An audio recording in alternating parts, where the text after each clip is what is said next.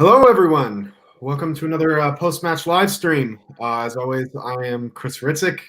You can follow me on Twitter with my handle below, or right next to my name. As always, I'm joined with Irish Tommy. How are you doing, mate? Good, Chris. Good, all things considered. Yeah, that's fair. Unfortunately, not a positive result to speak about, but I don't think too many of us expected it. No, I mean, yeah, that's the only little bit of comfort that I have in this game is that realistically, we weren't expecting anything. Yeah, I think most of us were hoping just that our goal difference wouldn't take too much of a hammering, and so I think that's positive. 2-0 was all right. We're not in the relegation zone after it, so Thank you. that's something. Yeah, we continually have to use that as a measurement of our success of the season, but it is what it is. So as we're talking, obviously West Ham United fell today to the mighty Liverpool 2-0. So let's first get into the lineup here. Fabianski makes his return. I thought he had a very good game today. Then one of the other bright spots was I am going to butcher his name, Nagia. Nakia. Ngakia. Ngakia. Okay, you had no clue on that. Yeah. The youngster makes his senior team debut at right back in a back line with Diop, Ogbonna, Cresswell, and Masuaku, the four usuals that we're getting used to at this point. In midfield, Rice, Noble, Snodgrass. Up front, Allaire, I'm playing just off of him. Lanzini, who, yet again, can't do anything. Yeah, passenger once again. Yes, and so I was talking to you about this beforehand, Tommy. A little bit of a worrying quote here from David Moyes on Mr. Manuel Lanzini. He said, and I quote on Lanzini, "He's arguably our best player, if not our best. I need him as much as Arnautovic. I am desperate to get him back to those levels. I need the supporters to be right behind him. He is our flair, the person who makes the difference. So he needs support. But I also think he needs to do the right thing. I also need him to do the right thing for us. There's nobody more behind him than me." That is worrying as hell for me. Yeah, I feel like I just somehow jumped back to 2016. Oh, yeah. It's like, what are you talking about? We haven't seen the Lanzini he's talking about is a ghost. Yeah. That he used to exist, but no longer. I mean, we all know how good he used to be, and what his potential is at his best. But at some point, you just have to say, you've had more than enough chances to get your form back and to show us you've still got it. And, I mean, we're in danger now because Fornals, who was in really good form, was creating assists and was scoring the odd goal himself, is now out in the cold. And so not only do we have Lanzini starting every game and offering nothing, but he's going to absolutely destroy whatever form Fornals had. Yeah. Well, I think that's already gone. I think that's already gone. Fornals needs to be able to recover and he somewhat get back to what he was playing just a few matches ago. He needs regular time, not being subbed on in the 60 some odd minute. And when you're down 2-0 and saying, all right, go out there, have fun. Yeah, I mean, the reason Fornals was coming along so nicely was because he was playing every week and he was improving as he went and his confidence was growing. He was really growing into his role on the team. And I think Moyes has absolutely ruined him.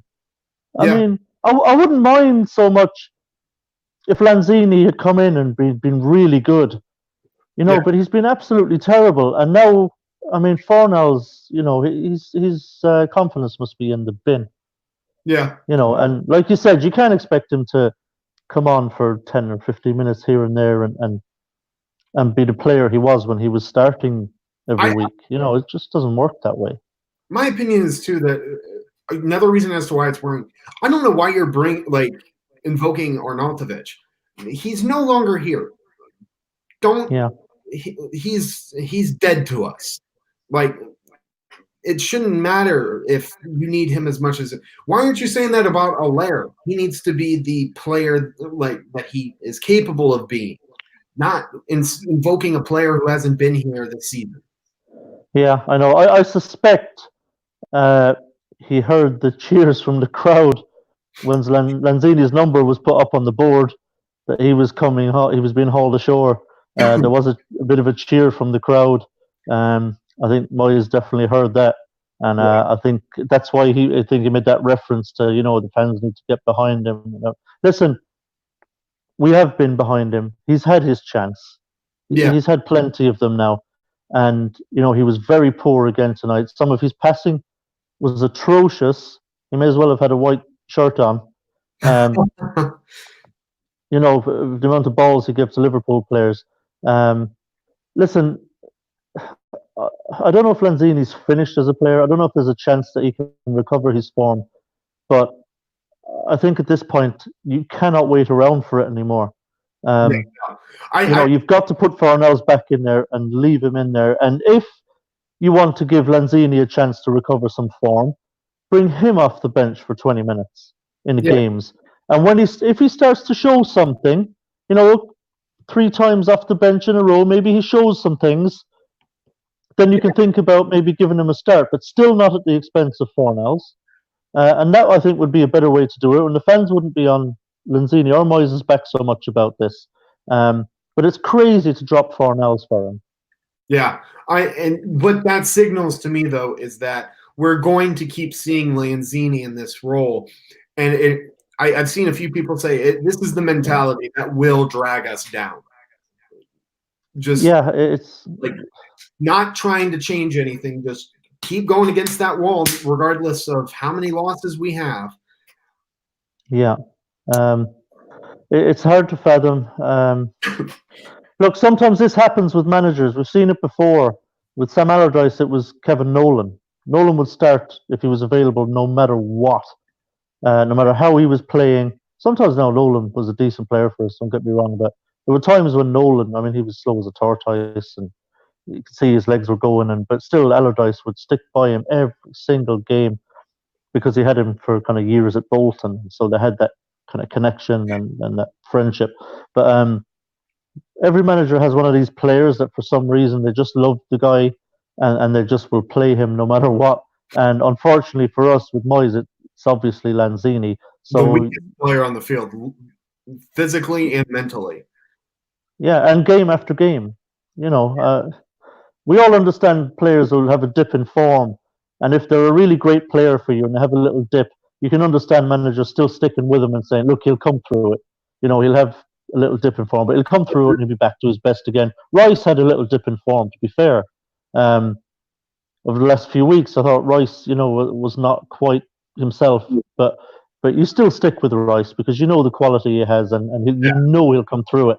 And he did. He was absolutely fantastic tonight, Rice. He was unlucky. He was unlucky not to snag that goal. It's a pity he's going to hit it straight at. There was 2 actually. There was one where he went on an absolutely brilliant drive with the ball, went past 3 Liverpool players. Unfortunately, hit his shot straight at Ellison. But there was another great header that he put in from a Snodgrass ball, free kick that he curled in to the near post, and he put a really good header on it. And Ellison made a brilliant full stretch save. So Rice was really unlucky tonight not to get on the score sheet, but what a player when he's on top of his game. In general, we were unlucky not to get on the score sheet. I thought we really put a lot of effort into this match. I was actually pleasantly surprised. It looked like we were pressing. It looked like we were trying. And, that's all we could really ask for against Liverpool. For God's sakes, they still haven't lost this season. So, I was actually very pleasantly surprised. And especially throwing in a 19-year-old kid for his debut. I thought.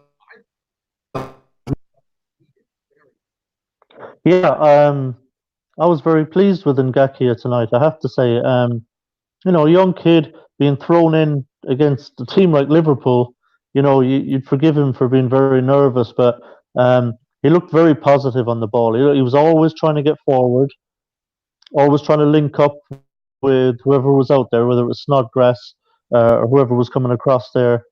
Haller would come out across there the odd time, but he was always looking to get forward and do something. Now, he made some mistakes, but that's to be expected.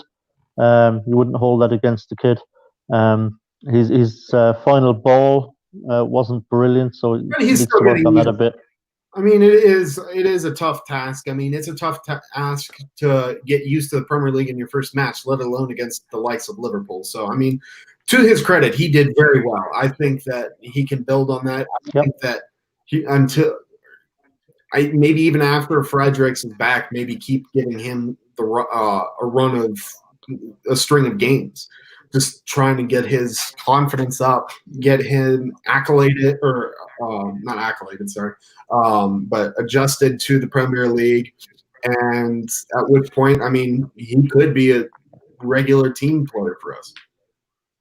Yeah, I mean, he definitely, on tonight's performance, he looks a much better option than Zabaleta. Yeah, much better.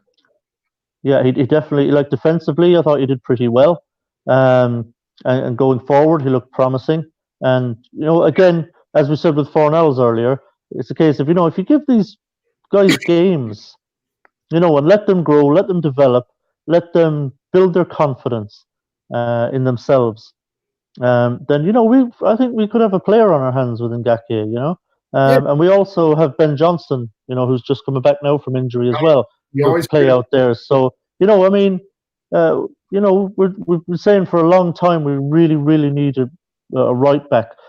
We might, if we're lucky, find that we've actually got two very decent right backs over there that can compete for that spot.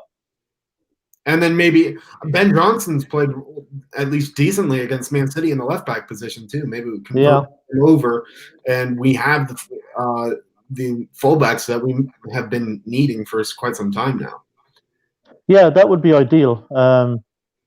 Clearly, Ben Johnson feels pretty comfortable on the left-hand side. As you say, he played very well against Man City away.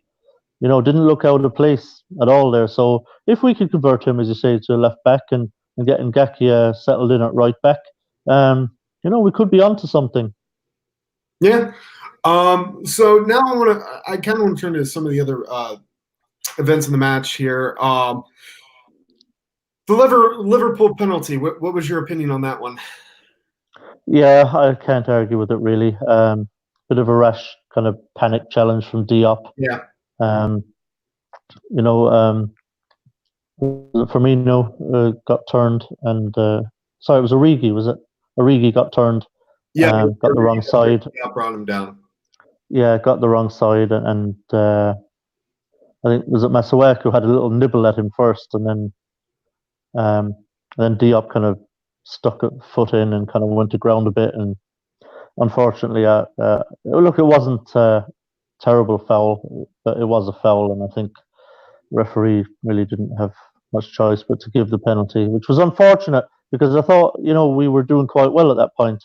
I didn't feel like we were overly threatened. Now Liverpool had their moments, but you expect that, but we managed to survive those moments. So it was looking relatively okay for us at that point. It didn't feel like a Liverpool goal was imminent. I thought we were defending quite well, getting numbers back. So it's just a pity that Diop kind of put in a little bit of a rash challenge there. It kind of killed us, really. After all our good work, and all of a sudden they've got a penalty. So it was disappointing. Yeah, I agree. I did see that some people were talking whether or not in the build up to it there was a handball committed by Firmino, or not. I shouldn't say a deliberate handball. One of the handballs that we've had where it just bounces up onto the arm. The new rule and everything, and they decided that it was inconclusive. Obviously, we were all looking very carefully at the replays, and I think it's fair to say it was inconclusive. I think I didn't see it's funnily enough. Weirdly, there was only one angle. I mean, I've never seen a VAR before where there's one angle, of an incident. I mean, there's cameras everywhere in grounds now, and I'm surprised we only ever saw that one angle. But the one angle that they did show, I felt like it was inconclusive. You couldn't say, for sure, did it touch it, did it not? It was close to his hand, certainly. Whether it definitely touched it or not, I don't know. So nobody in the VAR room could really know either. And I think if you're going to rule out a goal, you have to know that it definitely hit the hand.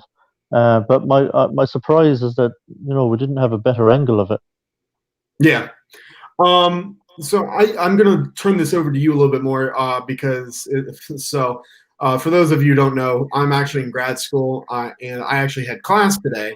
So I was watching the match in class, so I didn't have any sound or anything like that. And I actually had to present right as the second goal went in. So I have no idea. I never got to see a replay of it. So I have no idea what happened for that. So if you could give me or paint me the picture of what happened with it. Trying to think now. The second goal, I watched the whole game. The second goal was by Oxlade-Chamberlain. But Liverpool had been probing, and it just kind of felt like it was coming, like it was just inevitable they were going to score again. Despite the fact we were defending quite manfully, but funnily enough, now the exact way it was scored escapes me because I was actually watching. I'll tell you honestly now because it wasn't on live over here, so we're watching on a stream. It came from one of our corners. Jim just put it up, and they broke on us. And Liverpool are absolutely lethal on the counter. They broke quickly. Ball was slipped through to Oxlade-Chamberlain, and he slipped past Fabianski. But it wasn't a terrible goal defensively, not like the first one. The first one was really poor, I thought. But sorry, the first one about the second one. There was a moment there actually. There was some bad play in the build-up to that second goal where Salah won a header that he really shouldn't have won. We should have beaten him in the air to that, and it was just really poor play from us. I think it was Noble, and there was another player, I can't remember, maybe someone in the comments will remind me who it was, that neither of them really made any, I think it might have been Masuaku, neither of them had any real play on the ball, and they allowed Mo Salah to head it on, which should never have happened. That was very poor play. That was a preventable goal. But once he'd won the header, then they were kind of in and inevitably scored. Sorry? It was just one-on-one at that point. Yeah, it was, yeah. And, it was disappointing, really, that we didn't prevent Salah from heading that ball. I mean, there's one player, that shouldn't beat you in the air on that pitch. It's Mo Salah, So, that shouldn't have happened. But but like you said, look, we had our chances too, Chris. Like I said, Declan had two great chances. Unfortunately, Snodgrass had a really good chance, which unfortunately he kind of fluffed it. To be honest, I love Snoddy, but he didn't hit that very well at all. Just completely mishit the ball from a good position there. So we had chances, and we could have scored a couple goals tonight because I don't think Liverpool were anywhere near their best tonight. Yeah, that was not. That was one thing I was going to say. Was this a good West Ham performance? Just a pretty mediocre performance for Liverpool, or a bit of both? It is a bit of both, to be honest. I thought we played pretty well. I was quite happy with our performance. I think it was better than some of our recent performances. But I suppose, home to Liverpool, the players were obviously really up for it. And I suppose they knew themselves that, they couldn't underperform badly or they would get absolutely destroyed. So I think they came into the game kind of up for it. The energy was very good. I thought defensively we set up well. We didn't make life easy for them. So the performance itself I thought was pretty good. And again, unlucky not to score a couple. I think we had, probably 4 anyway. We shots on target, I can recall. Trent Alexander-Arnold, bless him, tried his best to score for us as well, but he only managed to hit the post.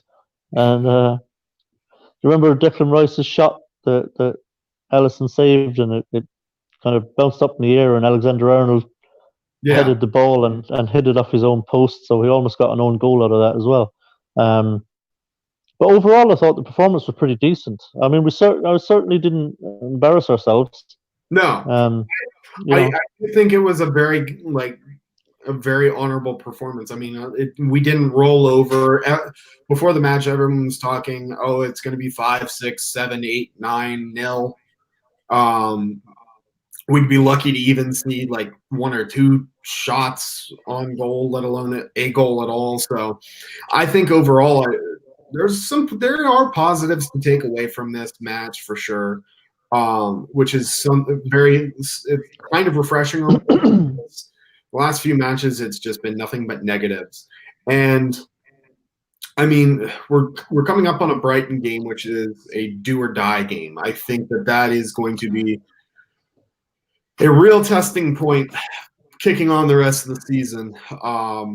I'm sure we're going to get into that here in a bit. But one thing I've been noticing as of late, and I don't know if it's just general frustration or if it's personal frustration, I have not seen Rice so fired up, and I don't think ever really. It feels like it's been growing every week or every match even.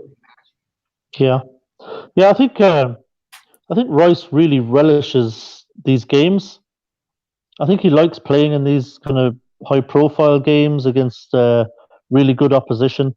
I think he kind of seems to see it as a bit of a challenge, and he goes into it to kind of say, right, I'm going to show the world, that I'm a good player. I'm going to show them what I'm about. I'm going to show them that I belong in this kind of company and that I can hold my own with the best. He definitely did that tonight. You could see Rice's performance was a kind of a testament to character. We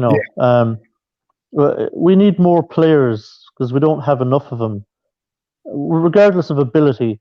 Like, we need more players like him, like Snodgrass, who are always just up for it and who always want to put the effort in and want to make something happen. And even though Snoddy is limited as a player, and he gets a lot of crap.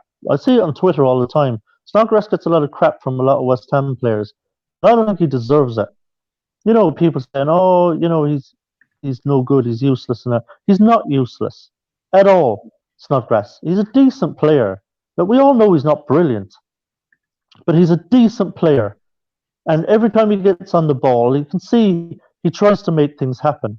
He's a very positive player, Snodgrass. He's always trying to move the ball forward. He's always looking for forward passes. He's always trying to get in the end of stuff.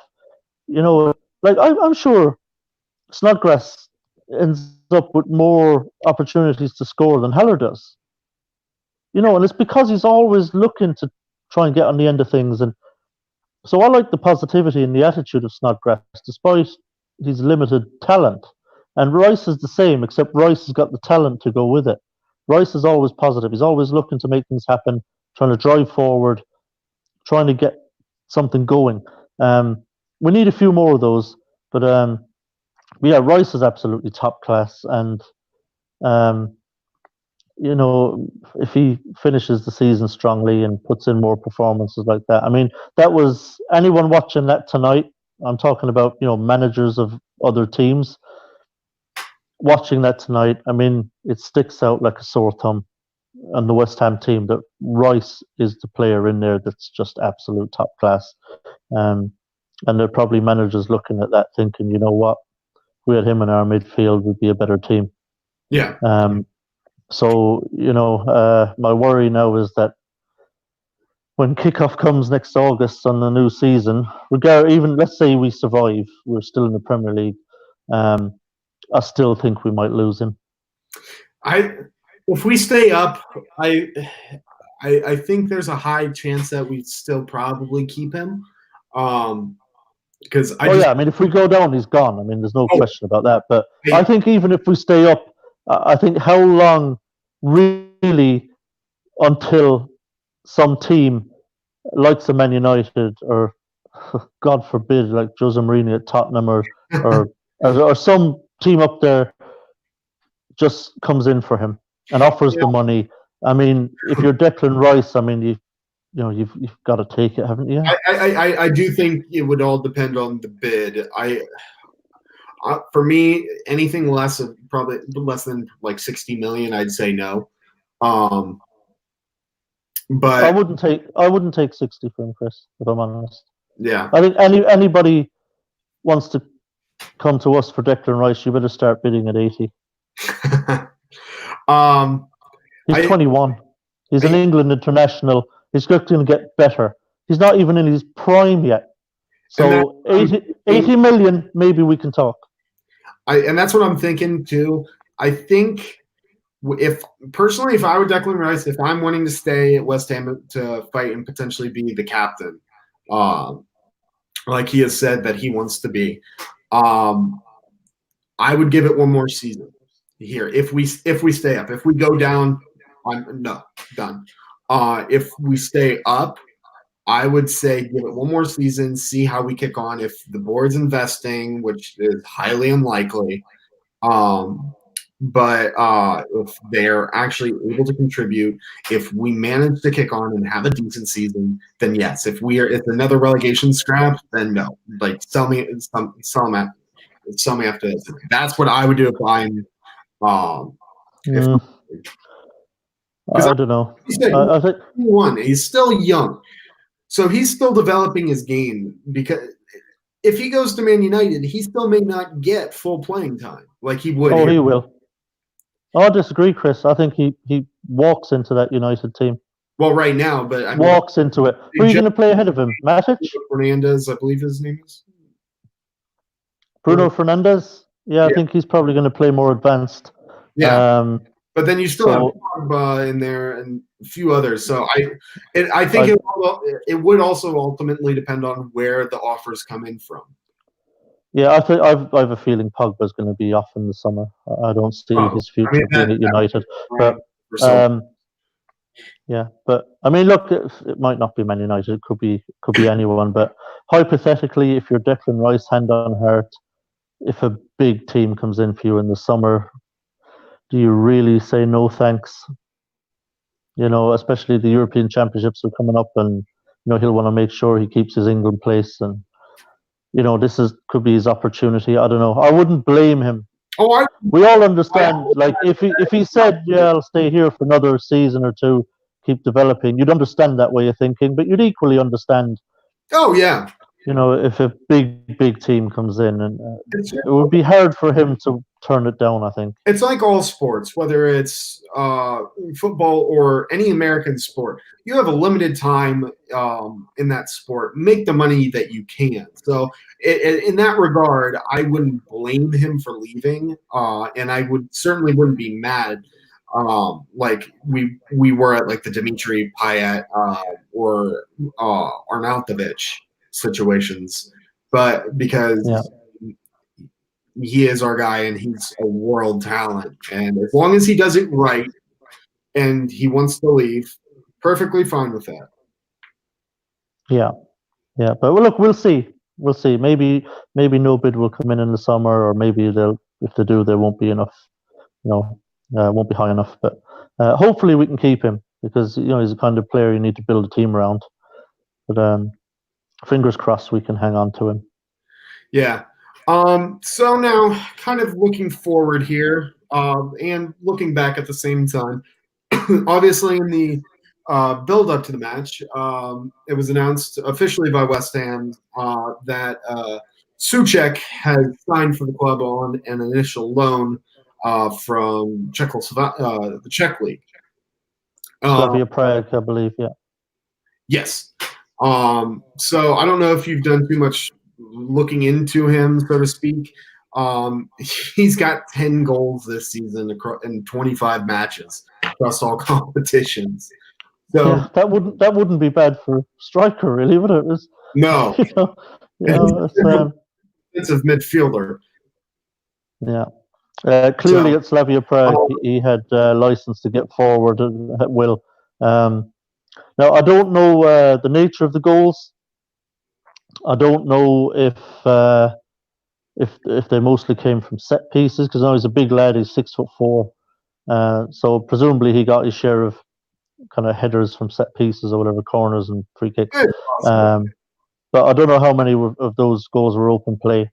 But yeah, still a good sign if he's the kind of player who gets on the end of things and knows where the net is. But that's a bonus. But Yeah. ultimately, what we need him for is to solidify that midfield. Hopefully, he's the box-to-box midfielder we've been looking for. Yeah. Now, I didn't really know much about him until we were. I can't say I watched too many Czech league matches. No, I know I had seen him play a couple of times for Czech Republic, but I didn't really remember because they were all kind of last year in the World Cup, and he played against England last summer, I believe, as well in the World Cup. But from what I know about him, so he's big, strong, very good passer. Yeah. Box to box, he can get up and down as a good engine. He's 24 years old, so great age. From what I hear, he's young. Yeah, he's young. And another stat which I was delighted to see, I looked up at injury history, and basically he doesn't have one. Well, so wait till he gets on our training grounds. So yeah, give him a week. Yeah, give him a week. He'll pull a hamstring or something, and or turn his ankle or something. Be typical West Ham. Anyone is better than Sanchez. I mean, that's a foregone conclusion. Yeah. Did you hear?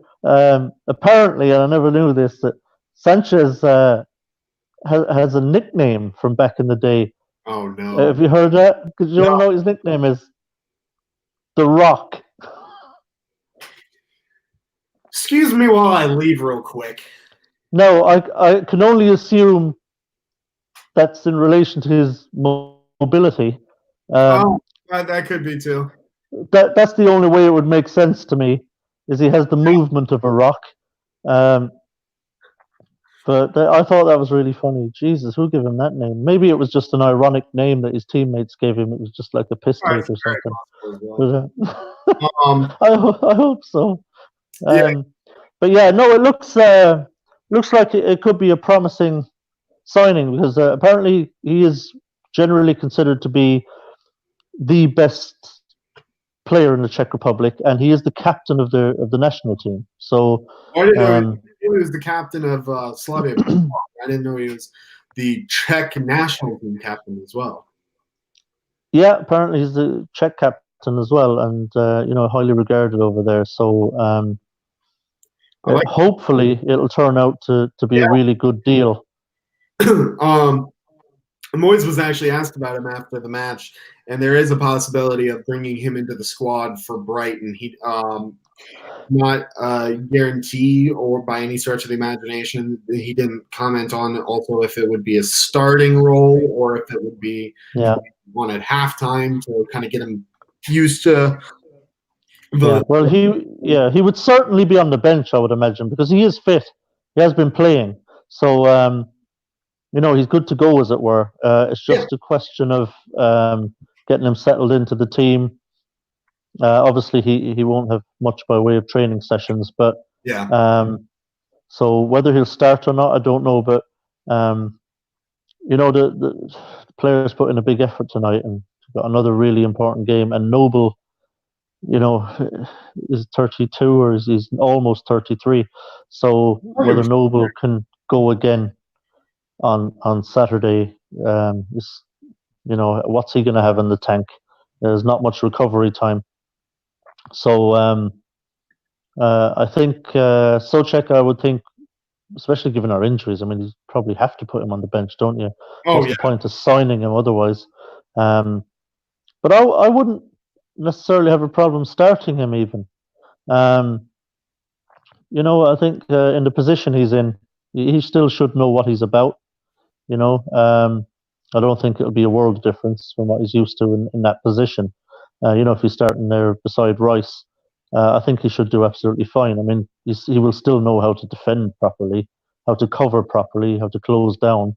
Those are all kind of universal things. Yeah. So I have a feeling he should slot in okay. Yeah. So it'll be interesting to see. It would be brave for Moyes to just throw him in, but if he feels like Noble is just knackered, then he might have to. Certainly, he'd be starting him ahead of Sanchez. Oh, absolutely. But yeah, Richard, it's an initial loan deal for Soucek. If we stay up, we buy him outright. If we go down, then he returns to Slavia Prague. Yeah, and we have paid an initial, I think, 3.5 million yes. for loan.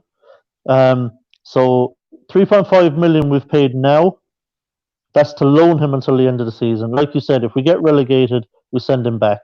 If we stay up, we have to sign him. Yeah. But when we sign him, I think that 3.5 million is subtracted from the full price. I think the remaining fee would be around 15 to 16. Something like 15 million.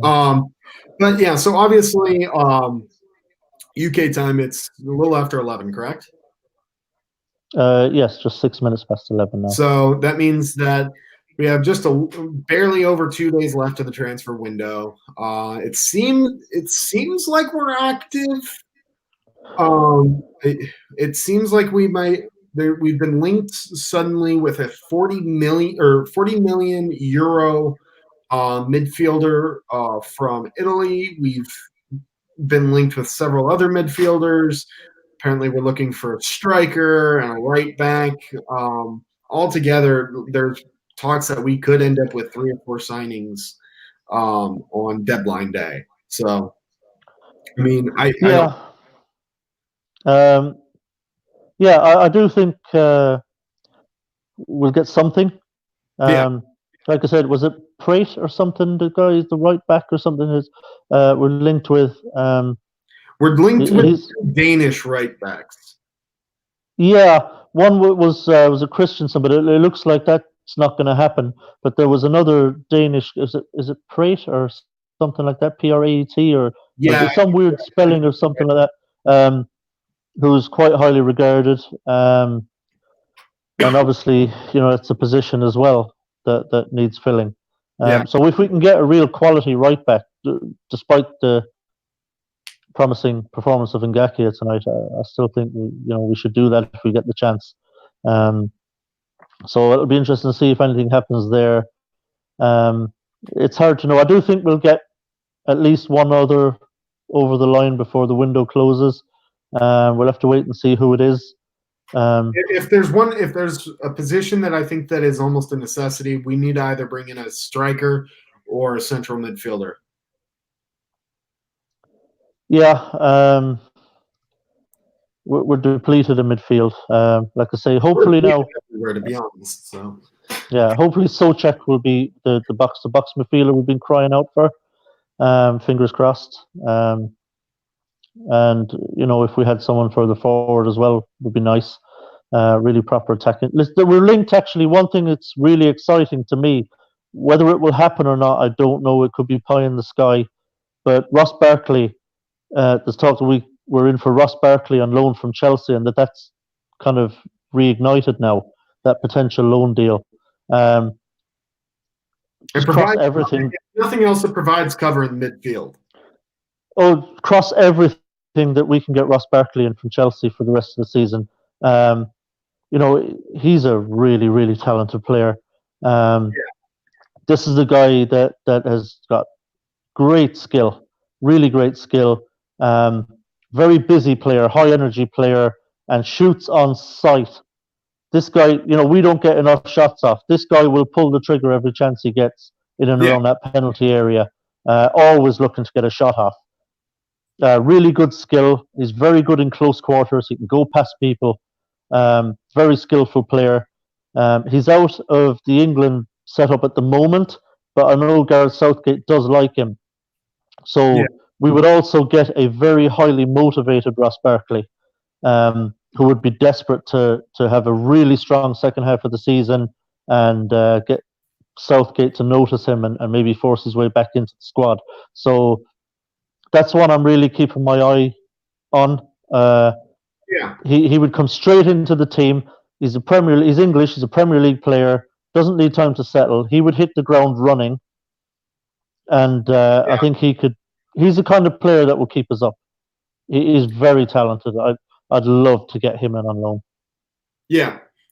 So yeah, now looking forward here, I'm hoping that we can get some good transfer news here, hopefully from X tonight, and just give us some little encouragement at least. But Saturday, we look to Saturday now against Brighton in what seems like a do or die must-win match at this stage of the season. So, what are your thoughts on the upcoming match? Yeah, Brighton are a decent side. This will not be an easy game by any stretch of the imagination.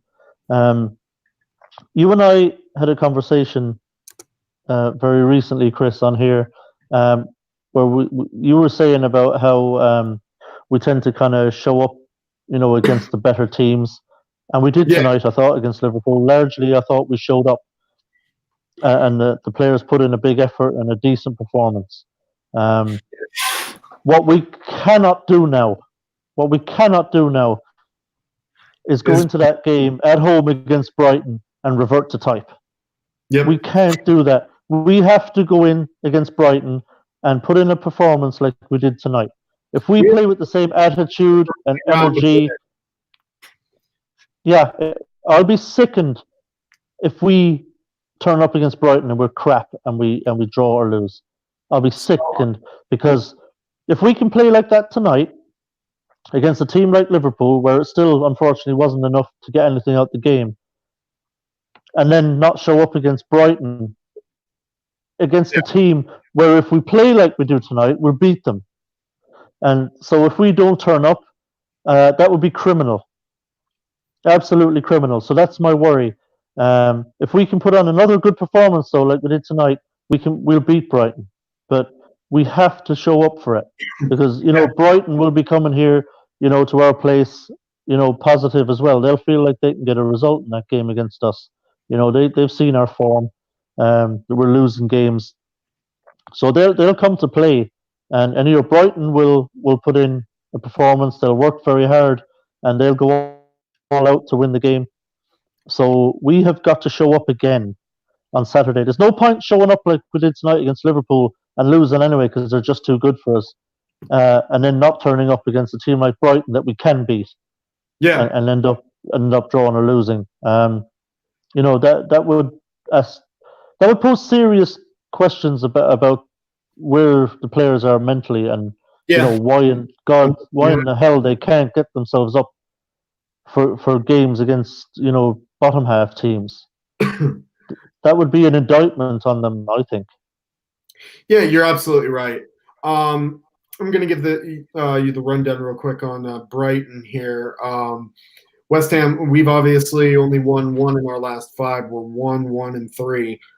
Brighton nearly have matched form. They have only won 1 in their last 5. They are 1-2-2.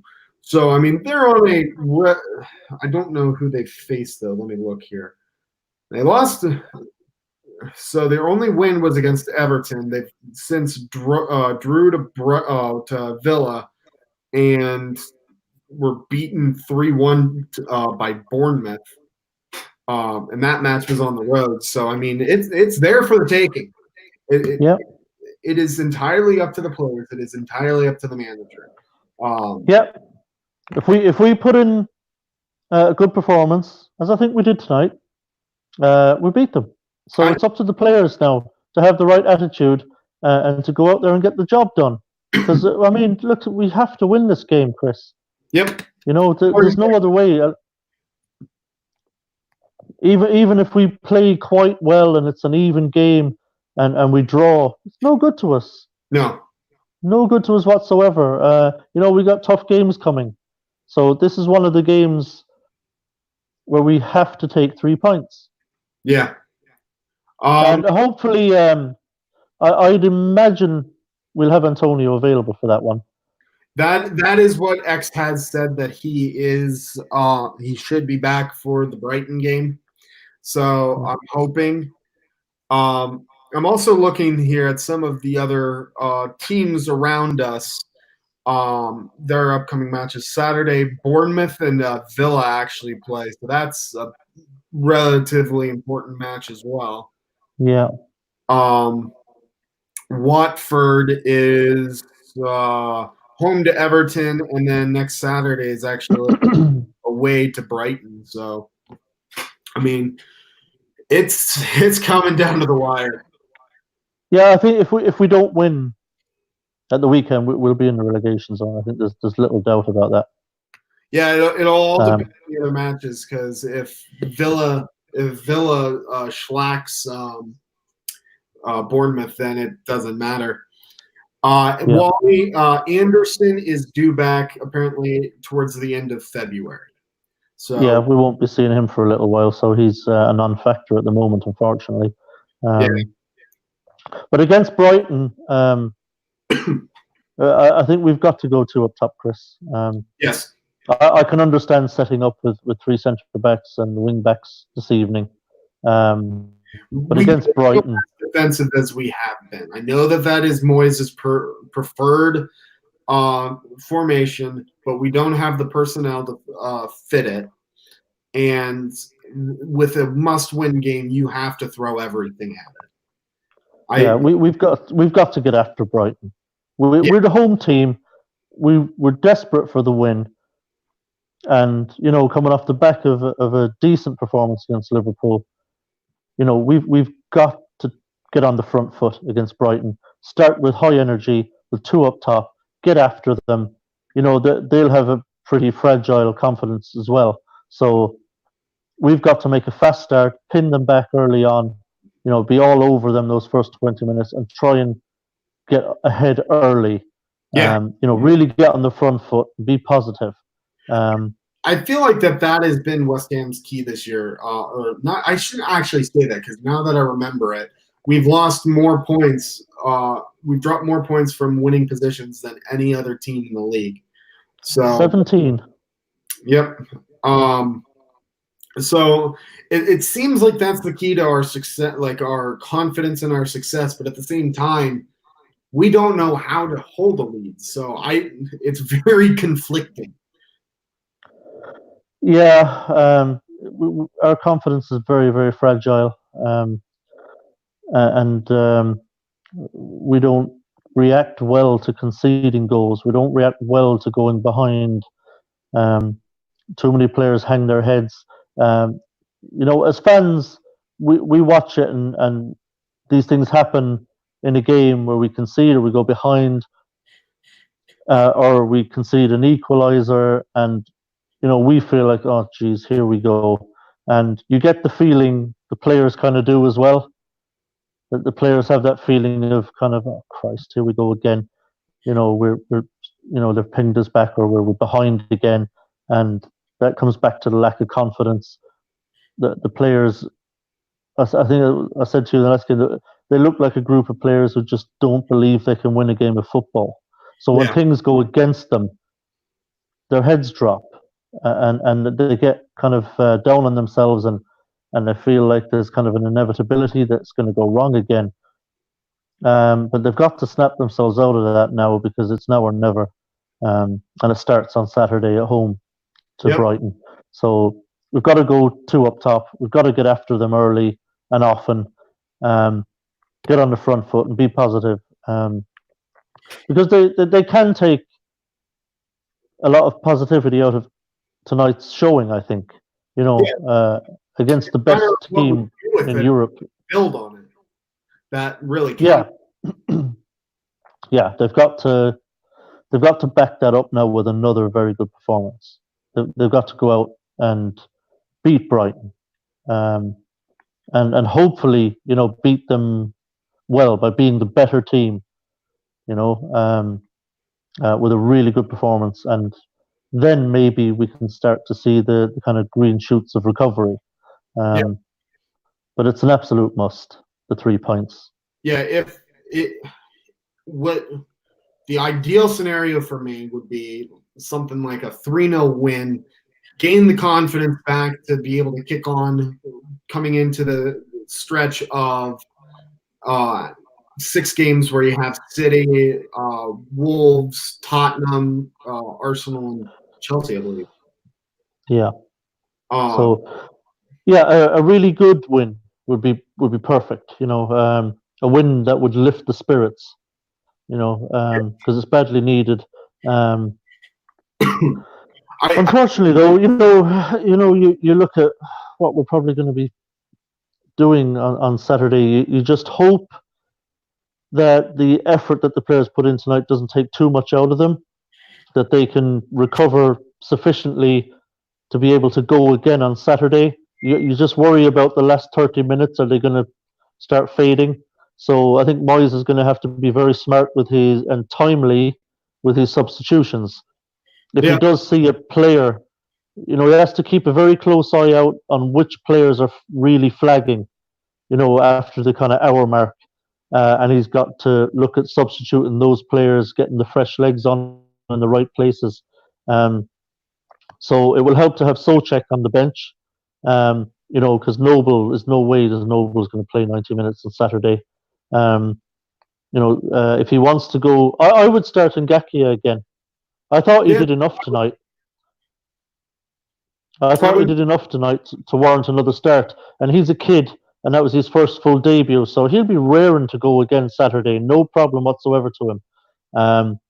Rice is young. He'll be all right. He'll be able to go again.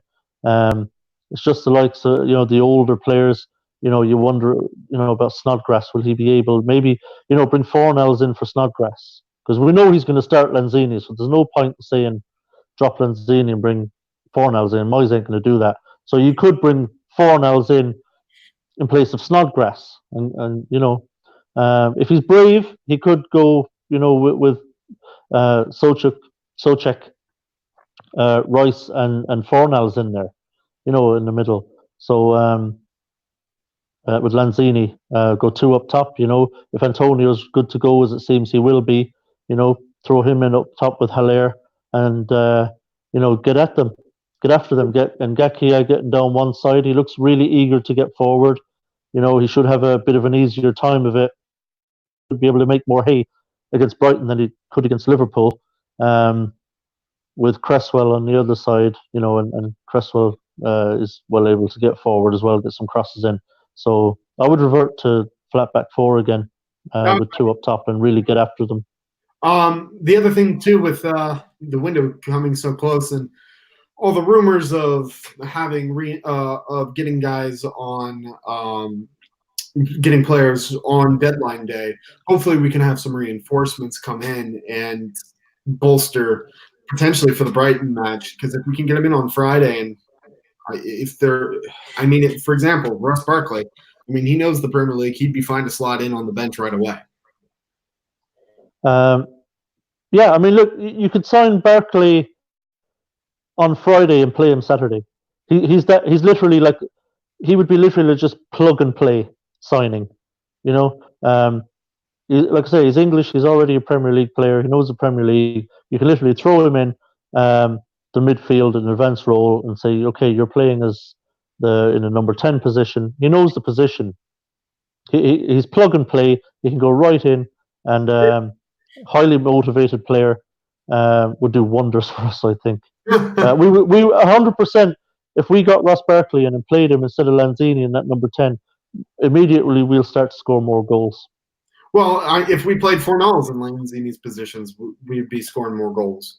So it's just the key, like the common denominator is Lanzini, and why is he still starting? Moyes loves him. I don't know why. It's absolutely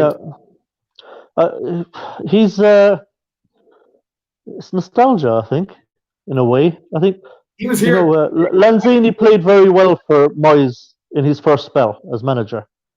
Lanzini did do very well for him in his first spell, and he still remembers that. I think it's still really in his memory, and maybe they talk a lot on the training ground, him and Lanzini. Maybe he just likes the guy a lot, knows he's talented, which he is, but so he's giving him a much longer leash than he certainly gives to anybody else. Yeah. Oh yeah. There's no doubt about it. The amount of latitude he gets is ridiculous. No. Well. But yeah, look, I mean, Moyes is probably the only person that would play Lanzini ahead of Fornals. But he just happens to be the manager, so it's good for Lanzini, I guess. Yeah. But like, I can't believe Moyes said that this evening. I mean, he was on the sideline. He watched every kick of every ball. He had to have seen Lanzini constantly passing the ball to Liverpool players, not being able to put in a tackle. Yeah, I mean, it's a mystery. It will continue to be. Well, we're actually coming up here on the hour mark. I know it's a little early, but all right. I guess you know what we should do now, Chris. Given that we've got a few minutes only left, I think we should maybe do a customary prediction for Saturday, seeing as because we're going to be back on here after the game, you and I. So doing our post-match review. So what are you thinking? That's a tough one. I'm going to go a little bit ballsy here. I'm going to go 3-1 victory to West Ham. Yeah, I'm feeling a little bit more positive about it after an okay performance tonight against a very, very good team. So I'm going to be positive as well. I think the players know what's at stake in this game, and they've got to go out and win this thing. And we've got a player in now. Maybe that'll help the positivity around the place with Soucek coming in and Ngakia's performance. Maybe he gets the nod again, hopefully. I'm going to do the same. I don't know if it will be as comfortable as 3-1. So I'm going to go 2-1 to West Ham. But I think honestly, I have a feeling we're going to get a result in this one. We can speculate all for the next 24 hours if we wanted to. I don't care if it's 10-0, 1-0, anything. As long as we get the victory, I'm happy. And yeah, just win. Just win. Hey, look, if it's a scrappy affair and we win 1-0 by an own goal from Lewis Dunk or something, I'll take it. I'll take it. Just win the game. By hook or by crook, just go out and win it somehow, anyhow. I think if Antonio's back as well and we go 2-up, if I see a 4-4-2 with Antonio alongside Haller, my spirits are definitely going to lift. Yeah, and that's the issue too now with Soucek, and obviously seems like Moyes will not put Lanzini on the bench. I don't know what lineup we're going to have. I really don't. Yeah, that's the problem. Look, Lanzini's going to start, I think. I think it feels like he is one of those players that for him it's always locked. He could literally score 3 own goals and he would still play the next match. Yeah, it seems to be the case. I hope I'm wrong, but I mean, I doubt it. But so effectively we might be playing with bloody 10 men.